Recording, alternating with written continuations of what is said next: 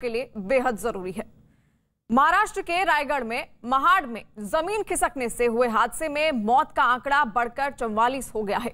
महाड़ के तलई गांव में सबसे ज्यादा तबाही हुई है। वहां पर 33 लोगों के शव निकाले गए हैं, जबकि करनाल गांव से 11 लोगों के शव निकाले गए हैं। अभी भी 50 लोगों के मलबे में दबे होने की आशंका जताई जा रही है। बताया जा रहा है कि महाराष्ट्र में बाढ़ और भारी बारिश की वजह से पिछले 4 दिनों में 136 लोगों की मौत हो चुकी है।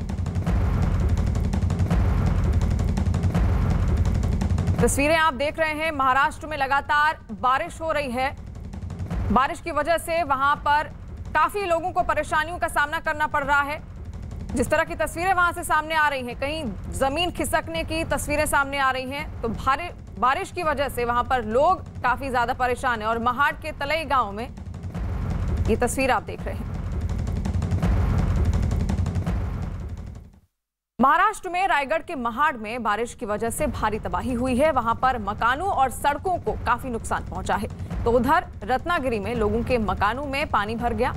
सांगली में सड़कें कहीं दिख नहीं रही हैं, तो कोल्हापुर में भी पानी ही पानी दिखाई दे रहा है। महाराष्ट्र में भारी बारिश के बाद पैदा हुए हालात की 5 तस्वीरें आपके सामने हैं। रायगढ़, रत्नागिरी, सांगली और कोल्हापुर,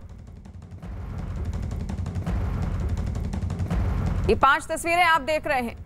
पहली तस्वीर रायगढ़ महाराष्ट्र से है और दूसरी तस्वीर मकानों में किस तरह पानी भर गया है आप देख सकते हैं। जमीन खिसक गई है, जिसकी वजह से वहां पर मौजूद जो लोग हैं उनको खासा परेशानियों का सामना करना पड़ रहा है। और अब तक की खबर के मुताबिक महाराष्ट्र में लगातार जो बारिश हो रही है 4 दिनों से, अब तक 136 लोग अपनी जान गंवा चुके हैं। यानी कि महाराष्ट्र में बारिश तबाही लेकर आई है।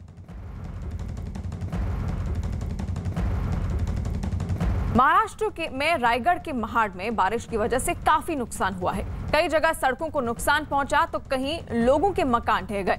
महाड़ में तेज बारिश की वजह से लोगों के मकानों में भी पानी भरा हुआ दिखाई दिया। महाड़ के तलई गांव में 33 लोगों के शव मिले हैं। बताया जा रहा है कि मलबे में 80 से 85 लोग दबे हो सकते हैं।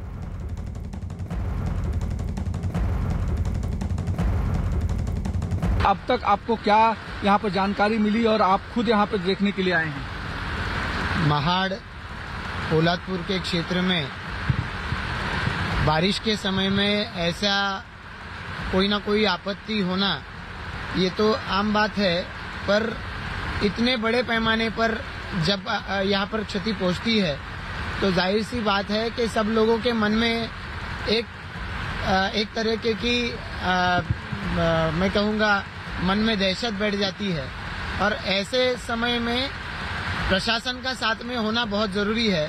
20 घंटे से ज्यादा का समय करीब होने वाला है और ऐसे में अब तक रेस्क्यू ऑपरेशन नहीं हो सका। 12-13 घंटे तक लोग यहाँ नहीं पहुंचे। प्रशासन के इस तरीके की भी खबरें आ रही हैं। बिल्कुल, जैसे ही कल लगभग 4 बजे ये घटना हुई है, तो जैसे ही ये सूचना मिली है, इमीडिएटली यहाँ पर रिस्पांस टीम का पहुंचना आवश्यक था और उसको पहुंचाने के लिए प्रशासन के माध्यम से प्रयास होने की आवश्यकता थी। दुर्भाग्यवश अभी तक हो नहीं पाया है। तो ये कहीं ना कहीं यहाँ पर जो चीज चल रही है वो मुझे लगता है सही नहीं हो रही है। जल्द से जल्द इन लोगों को जो सारी सुविधाएं देने की आवश्यकता है, लोगों को यहाँ से निकालने की आवश्यकता है और कितने लोग हैं ये देखने की आवश्यकता है। डॉक्टर, कितने लोगों की डेड बॉडी अब तक निकली है और क्या अभी तक अपडेट है? अभी तक 33 लोगों की डेड बॉडी निकाली जा रही है और अभी तक हमारे पास 85 लोग की लिस्ट आई है। उनमें से उनका बचाव कार्य अभी एनडीआरएफ की टीम कर रही है। जितने लोग गए हैं उसमें क्या मैक्सिमम लोगों की डेथ हो चुकी थी या फिर अभी मतलब उनके संभावनाएं हैं कुछ? नहीं, अभी तक जो मिले वो सभी डेड ही थे। अभी कुछ भी संभावना नहीं है क्योंकि बारिश बहुत ज्यादा है और गिरने के लैंडस्लाइडिंग की वजह से सबकी सब डेड बॉडी ही निकल रही है। एक भी कोई बचा हुआ नहीं निकल रहा है। कितने बजे की घटना है, आपको कब पता चला ये?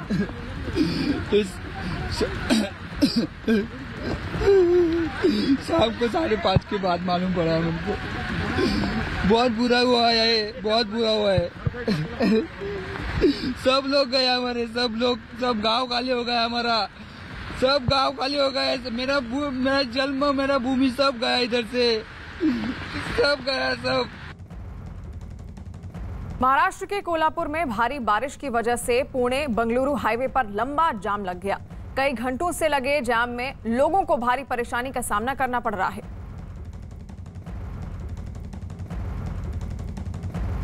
इस वक्त बरसात कुछ समय से रुकी है, धूप निकली है, लेकिन जो लगातार मूसलाधार बरसात कोल्हापुर में जारी रही उसकी वजह से आलम यह है कि जल जमाव की स्थिति हाईवे पर ऐसी हुई कि अब तक 15 किलोमीटर का एक लंबा जाम आपको दिखाई पड़ेगा। जहां तक नजर जाएगी वहां तक केवल गाड़ियों का रेला ही आपको दिखाई पड़ेगा। और सबसे अहम बात यह कि अब जो लोग निकले थे बाहर वो अब सड़कों पर उतर के आए हैं और इंतजार कर रहे हैं कि हाईवे आखिरकार कब खुलेगा। सर, आप कितने घंटे से रुके हुए हैं और क्या स्थिति है? पिछले 6 घंटों से तो ऐसी ही स्थिति है, जैसा आप देख रहे हैं कि लंबा जाम लगा हुआ है। और मुझे सुनने में आया कि आगे 20 किलोमीटर और आगे लगभग जाम लगा हुआ है। और बस यहाँ से हम लोग यही। आप निकले कहाँ के लिए थे? मैं गोवा के लिए निकला था। गोवा में अटल स्पोर्ट्स कल्चरल एकेडमी का आयोजन है। आज 4 बजे करीब आयोजन आरंभ हो रहा है। उसमें सम्मानित करने के लिए मुझे बुलाया गया था। मैं एक समाज सेवी हूँ, जबलपुर से हूँ, मध्य प्रदेश से। और पहले मुंबई आया, मुंबई से हमारी ट्रेन थी, ट्रेन कैंसिल हुई तो मैं बस के माध्यम से जा रहा था क्योंकि पहुँचना आवश्यक था। तो यहाँ आकर के जैसा आप देख रहे हैं सभी लोगों के साथ मैं भी फंस गया हूँ। बताएं, आप कहाँ के लिए निकले हुए थे? गोवा के लिए निकला हुआ था।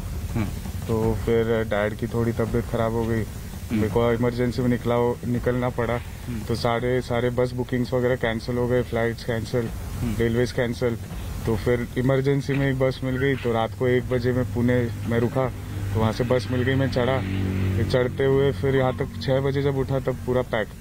तो फिर मैंने अभी जस्ट फ्रेंड को फ़ोन लगाया था कोल्हापुर में। तो उन्होंने बोला कि अभी उनके घर से तो पानी थोड़ा सा लेवल कम हो रहा है, लेकिन जो आलमट्टी डैम है उसके ऊपर डिपेंड है। अगर वो उसका फ्लो अगर क्यूसेक में कम होता है तो फिर इधर क्लियर हो जाएगा, नहीं तो फिर इधर कोल्हापुर में बारिश रुक के कोई फायदा नहीं, क्योंकि वो डैम का पानी मेन है। अलमट्टी डैम का सबसे अहम बात ये कि अलमट्टी डैम जो है वहां से पानी का निकास होता है। और सबसे अहम बात ये कि शहर को जोड़ने वाला जो कोल्हापुर का हिस्सा है और इसके अलावा शिरोली का गांव है, वहां पर इसका असर सबसे ज्यादा दिखाई पड़ता है, क्योंकि डैम से छोड़ा गया पानी कहीं न कहीं मुसीबतें बनकर जरूर उभरता है। 2019 में भी ठीक इसी तरह की स्थिति तैयार हुई थी, जब अलमट्टी डैम से लगातार पानी छोड़ा गया था और इसकी वजह से हाईवे पूरी तरह से ठप पड़ा।